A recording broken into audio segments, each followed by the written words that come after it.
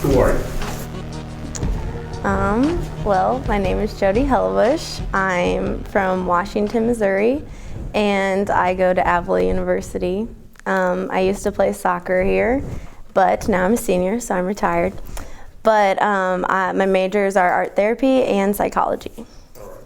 So why Avila? I chose Avila because, well, when I was looking at schools, I was very interested in art therapy. And basically, there are not a lot of schools in art therapy in the country. So Avila was the only one in Missouri that had art therapy. And I was also interested in occupational therapy. So I decided, okay, they also have like a pre-occupational therapy route. So since they had both, I was like, oh yeah, this is perfect. And then they also had soccer here, and they're like, hey, you can play. So I was like, okay, this is perfect. And then I'm from like a small school, so it was like a good match, because, yeah.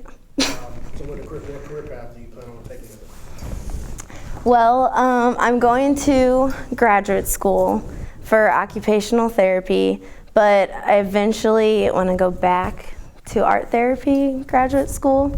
But I'm really not quite sure yet. I know that I want to work with kids with disabilities using occupational therapy or art therapy. We just did still life. It was a monochromatic, so this is a one color painting. You can only use, I use alizarin crimson, and you can only use black and white. So right now I'm a direct support staff, and I love the kids that I work with, and I have a passion for kids with disabilities.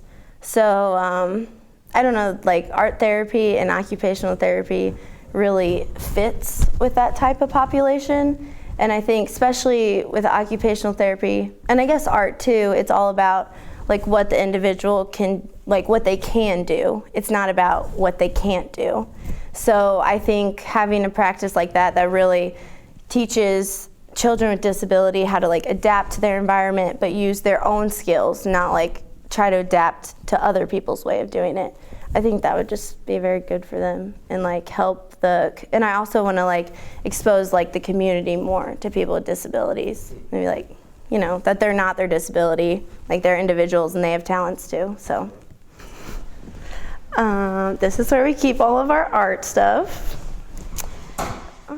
The reason I really got into helping people with disabilities was through this place called Sheltered Workshop in high school, and it's basically a factory where people with disabilities go and they assemble parts and do things like that. And so I randomly decided to volunteer for it, and I just saw like a big difference like in the way they worked when like we would go around and like communicate with them and like talk to them and encourage them to do their job, and like they were always so happy, and like even the simplest things was like a very big accomplishment to them. So I've noticed like every time I work with kids with disabilities, whether like it's in a hospital setting, like I've mentored for kids in the hospitals, or like in my own job right now, like just like encouraging them, like I've seen a big difference in like their what's the word? Like they're like I'm blanking on the word. Like, I don't know, when they're proud of themselves, like if you just like, instead of concentrating on everything they're doing bad, concentrate on the good things they can do. Like I've seen a difference in that.